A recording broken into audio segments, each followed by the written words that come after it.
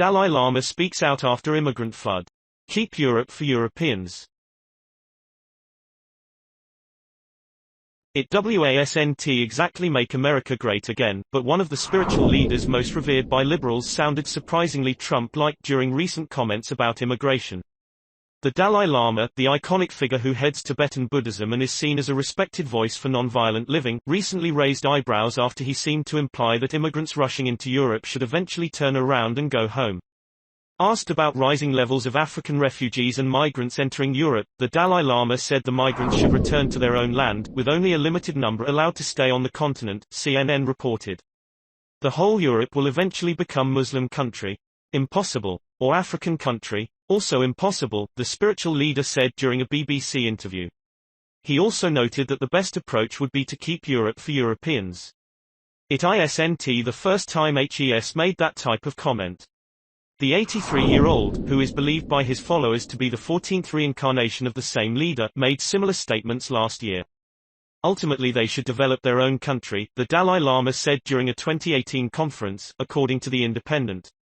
I think Europe belongs to the Europeans. But the monk probably won't be donning a red MAGA hat anytime soon. While he did seem to back national nativism in his interview, he also seemed to contradict himself at other times. The Dalai Lama said Europe should take them in and offer them education and training, CNN reported. Receive them, help them, educate them, but ultimately they should develop their own country, The Independent quoted the leader as saying last year in his similar comments. How that meshes with Europe belonging to the Europeans is a bit vague, and it's worth noting that the Tibetan monk himself is a refugee who has so far refused to return to his home country due to political instability. And it's very possible that his statements were supposed to be a bit like mystical tea leaves, allowing people to interpret them in more than one way. For a leader who believes that he has roamed the earth since the 1300s, nothing is in simple black and white. But what these comments do show is that right-leaning views on mass immigration are hardly extremist or hateful. In fact, many conservatives have long repeated similar themes: we can be compassionate toward the downtrodden while still recognizing the importance of borders and distinct nations. Liberals have respected the Dalai Lama for decades, with Democratic presidents Bill Clinton and Barack Obama being particularly strong fans of the spiritual icon.